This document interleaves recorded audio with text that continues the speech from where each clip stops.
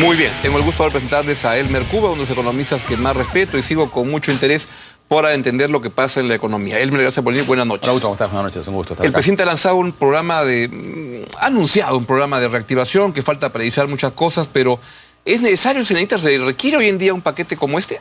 Sí. O como este, como cualquier otro. Lo que pasa es que ha habido una confluencia de factores entre externos e internos que han hecho que Perú sea golpeado severamente y ya no pueda crecer este año lo que era el promedio normal. En los últimos 10 años Perú ha crecido en promedio 6.5%, pero la moda ha sido 7%. O sea, es un país que está acostumbrado a ese ritmo y de hecho hemos duplicado el PBI en 10 años, ¿no? Desde el 2004 hasta el 2013. Sin embargo, este año se han juntado varios fenómenos, como es que se han alineado los astros y algo ha terminado por golpear ¿Por qué este año? ¿Qué pasó económica en el escenario internacional También que nos ha golpeado más? Hubo el tapering en Estados Unidos que provocó salida de capitales y devaluación. ¿Qué es el tapering? Un cambio en la política monetaria internacional. Que Estados Unidos va a dejar de fabricar dólares como venía fabricando y va a fabricar cero. ¿Y eso por qué nos afecta? Porque provocó una salida de capitales de Perú y de todos los países emergentes y provocó una devaluación. En Perú el dólar estaba, acuérdate, 2.55, llegó a 2.80. Así es. No, esa devaluación tiene efectos colaterales importantes en construcción, por ejemplo, privada y en ventas de importables. Y también afecta la inversión, porque Perú, como no produce bienes de capital propios, los importa, se encareció 10% todo el bien de capital. Entonces, la inversión privada, típicamente en estos escenarios, cae. Ese es un primer fenómeno. Uno. ¿Y el otro? Otro, el fenómeno chino. China ya no crece más al 10%, crece al 7%. Y dentro del 7, la inversión crece menos que el 7, porque lo que ellos quieren es eso. Claro. Y entonces la demanda por cobre no es tan grande y ha acabado, va a afectar el precio del cobre. El cobre costaba $4 el 2012, el cobre costaba $4, ahora cuesta 3.20. Una caída importantísima que afecta también el sistema de intercambio y empobrece al país. Entonces, que la parte internacional efecto, nos golpea. Nos golpea. Y para que él no cree que eso está pasando en toda América Latina. Todos los países de la región han revisado hacia la baja sus proyecciones. O sea, no es un tema de falta de liderazgo en toda la región. Claro. No es la política interna. ¿No? Ese es un primer efecto. O sea, si de hecho las exportaciones están negativas en lo que lleva el primer semestre, ¿no? Claro. Y el año pasado crecieron 1. O sea, se jala hacia abajo, claro, no hay duda. Las exportaciones reales, ¿no?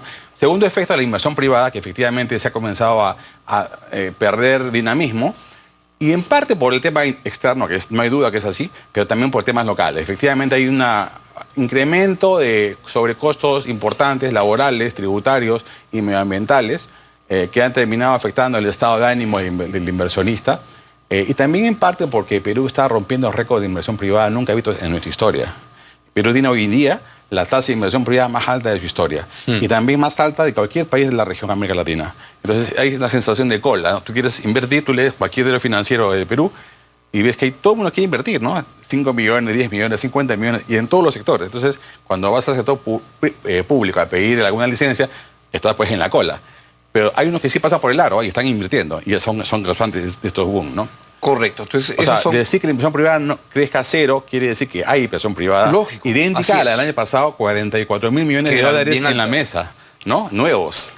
Eso es que es el cero, digamos, ¿no? Entonces, en ese contexto, este enfriamiento, cuando se habla de enfriamiento, hay que tomarlo con pinzas. Así es. El consumo no está golpeado hasta ahora, sigue creciendo a un ritmo de 5%. Han sido otros componentes de la actividad de la demanda, digamos, las exportaciones y la inversión privada, que están enfriando la economía.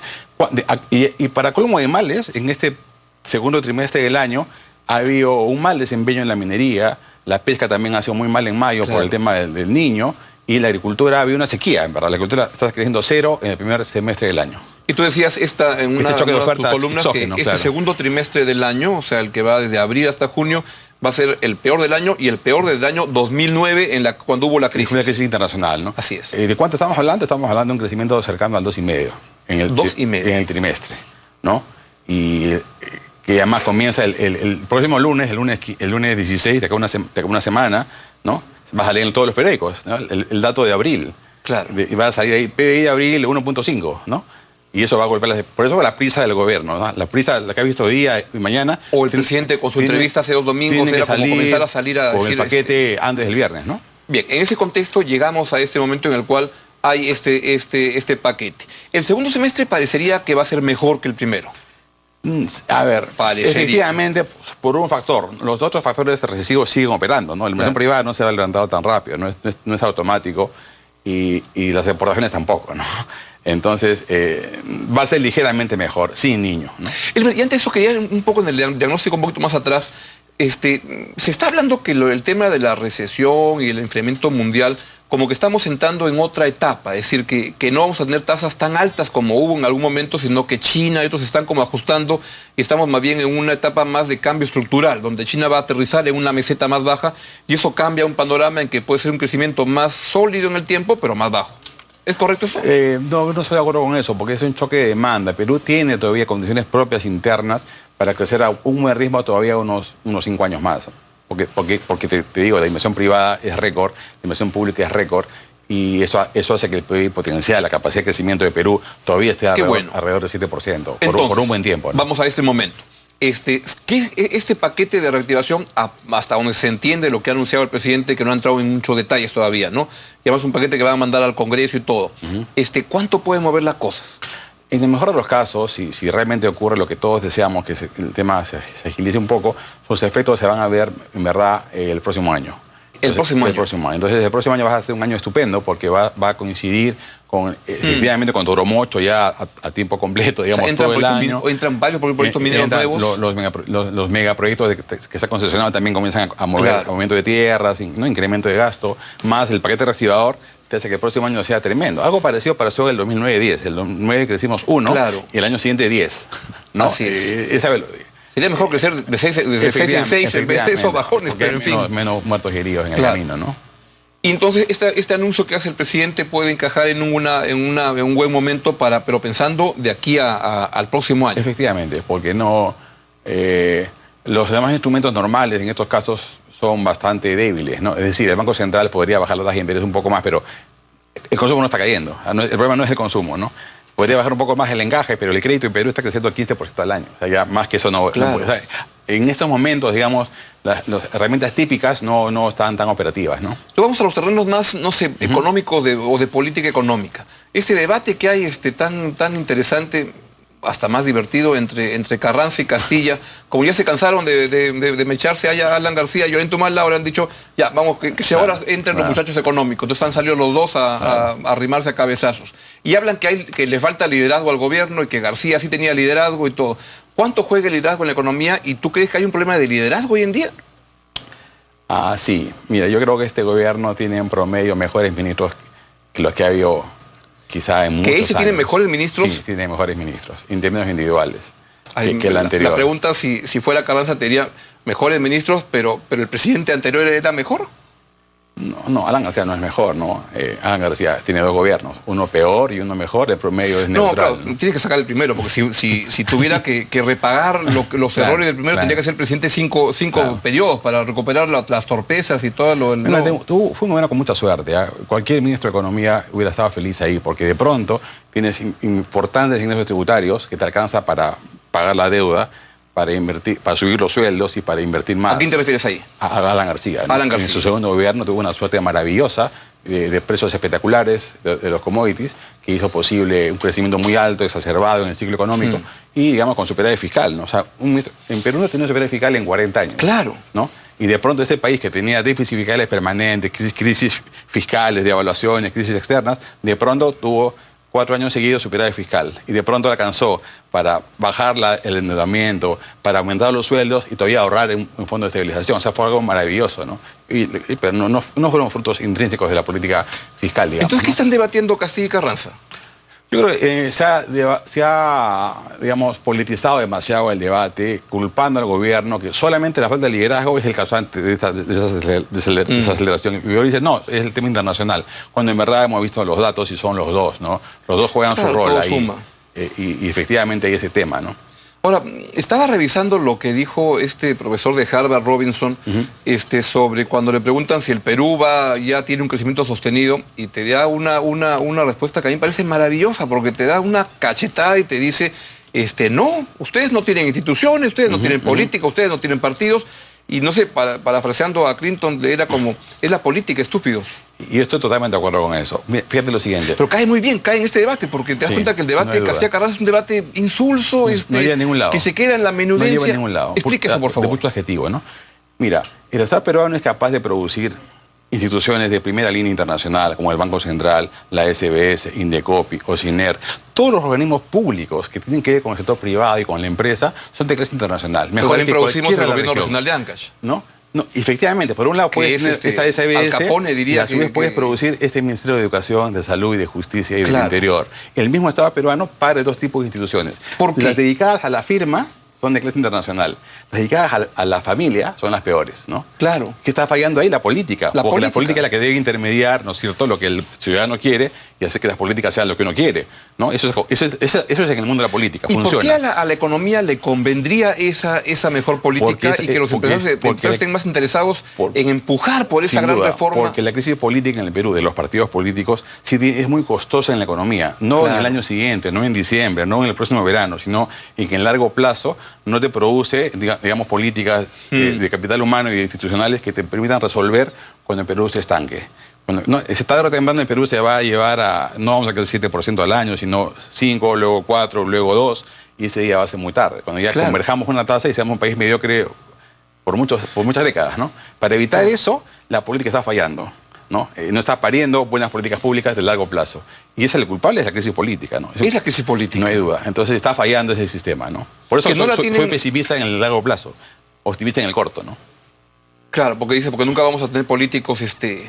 Porque además Perú es muy difícil de representar, como somos tan heterogéneos, ¿no? Es tan difícil la dirección de ingreso. Pero yo discreparía, es un país que, no sé, que requiere organizarse con políticos y políticas, con otra mirada, no sé. Pero no es que no haya habido esfuerzos, pero todos han sido fracasados, ¿no?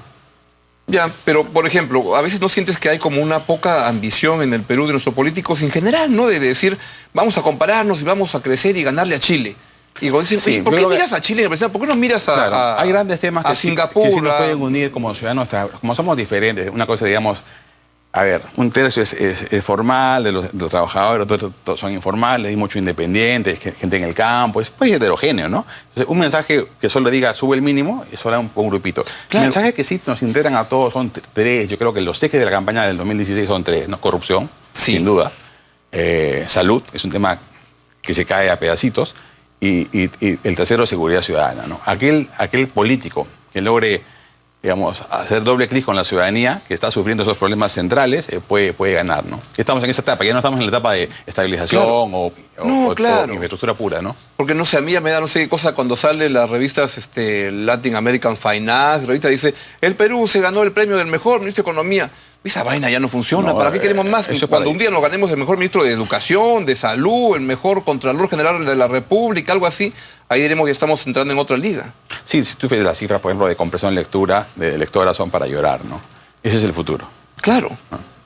Bueno, y entonces, en resumen, lo que estás planteando es que eso requiere un shock de reactivación económica, que algo puede estar caminando, pero el tema de fondo... que el gobierno de Humala deje... el cambio de gobierno sea con un país creciendo más pegado al 6 que al 4 de este año, ¿no? El próximo año se pinta de todas maneras mejor. ¿Y por qué los empresarios están tan pesimistas? Porque le están pidiendo a un gobierno más de lo que le puedes pedir. Explíquese. Suficiente era con que no retroceda. No es cualquier gobierno, es un gobierno que entró con un discurso bastante peligroso para la economía del país. Y hace 3 años los empresarios creían que les iban a estatizar sus empresas. Así es. Y no ocurrió. Pero de ahí a pedirle más cosas, no exageres tampoco, ¿no? ¿Pero qué cosas piden más? Más reformas. Lo que va a seguir este paquete, ¿no? Este paquete tenía que haber salido hace 2 años, ¿no? Ya, pero son empresarios pidiendo reformas para cosas que impactan en su línea de utilidades, no en la que hace el éxito nacional y esa reforma de la que hemos estado hablando. Buen punto. Así como las familias también son muy heterogéneas, las firmas son muy heterogéneas. Entonces tienen firmas de primera línea mundial y la pyme, ¿no? En el intermedio de muchas empresas, ¿no es cierto? Pero la regulación está al medio. Entonces, si tú subes la regulación, informalizas. Claro. Y si la bajas, sí pueden entrar, pero estos se benefician, digamos, ¿no? Entonces, ¿cuál es el punto medio? Es un tema de debate en todos los sectores, ¿no? No se te puede ir la mano, por ejemplo, pidiéndole cosas inverosímiles a las empresas con defensa civil, ¿no? Por ejemplo, cosas que de locos y que sabes que no las puedes cumplir ni siquiera en el centro de Lima, pero en Miraflores sí. No las puedes cumplir en la mayoría de los ministerios. Así es. Entonces, ahí hay doble estándar del mismo Estado, ¿no? Igual a SUNAT, igual al Ministerio de Trabajo. Entonces, eso sí genera sobrecostos de empresas peruanas que compiten con otras, ¿no? Ahí, en esa línea de sobrecostos. Pero el problema central no está ahí, ¿ya? Es en las otras empresas que están en la informalidad, que ni siquiera les da el cuero para ser formales porque su productividad es muy baja. Ahí hay que poner todas las pilas para que esa productividad suba y puedan cumplir algunas normas, ¿no? Hay que hacer las dos cosas. Es un poco fariseo de decir, ¿no? Solamente baja menos sobre regulación y no hagas nada más, hermanito. Haz eso, pero te subes la productividad para que estas sí puedan cumplir esa regulación que ya la vas a bajar. Y desde un punto de vista económico, pero económico como el que tú me gusta cómo lo planteas siempre con una base política, con una visión que va más allá de la coyuntura, ¿por qué si dices que este gobierno tiene mejores ministros que el gobierno anterior y un presidente que tuvo la sabiduría de cambiar en el camino y de un plan que era una cosa muy distinta, meterse en este esquema? ¿Por qué hay tanta sensación entre la gente, en el sector empresarial, de incertidumbre? A ver, es muy... depende de tu headhunter, ¿no? Si tu headhunter acertó, tienes a un tipo como Piero Gessi. Si tu headhunter falló, tienes un tipo como Urquizo, ¿no? Que han estado en el mismo ministerio, ¿no? O sea, como un gobierno que tiene las cosas claras... Ya, pero en el camino ha ido aprendiendo. Hoy día tienes a Piero Gessi, no tienes a Urquizo. Claro, pero ya falta un año en la práctica, ¿no? En el próximo julio ya eres un lame duck. ¿No? O sea, te quedan 12 meses para un plan. Un Pato Rengo, que es alguien que ya está en el cargo, pero ya casi no avanza mucho porque ya viene el otro. El plan de desarrollo productivo, que es muy bueno además, va a ser bueno en la medida que rinda frutos a fines del próximo gobierno, ¿no? No ahora. Ojalá que sobreviva. Su primer tarea va a ser sobrevivir a los siguientes gobiernos, ¿no? Elmer, muchas gracias por venir. ¿A quién le vas en el Mundial? A España. ¿A España? Sí. A España. Y mira, justo con lo que estamos hablando, pero todos los informes dicen que vamos a tener un gran campeonato, pero leía el editorial del Economist y decía, lindo juego, pero los dirigentes son una partida de ladrones, porque la FIFA es pero peor que el gobierno regional de Ancash. Y Brasil también, ¿no? Brasil. La Confederación Brasileña de Fútbol está preso, no preso, porque ni siquiera lo pueden meter preso, pero tuvo que salir porque era un tremendo ladrón el presidente, el Burga de Brasil, era un tremendo chorizo. Y el país mismo, Brasil como economía, en los últimos 3 años crece a 1,5. O sea, en el que fuese un país desarrollado, ¿no? Y ahí es un problema como el que hablamos. No es el Brasil de los BRICS, no. Es un Brasil que ya está dejando esa estela, ¿no? Pregunta final. ¿El PBI va a bajar este mes del Mundial? O sea, en julio. ¿Porque la gente trabaja menos? No, en julio ya debería estar encima de 4. Muy bien. Muchas gracias, Elmer. Un gusto tenerte. Vamos luego de la reactivación económica a la reactivación moral con Julio Arbizu. No se mueva, ya venimos.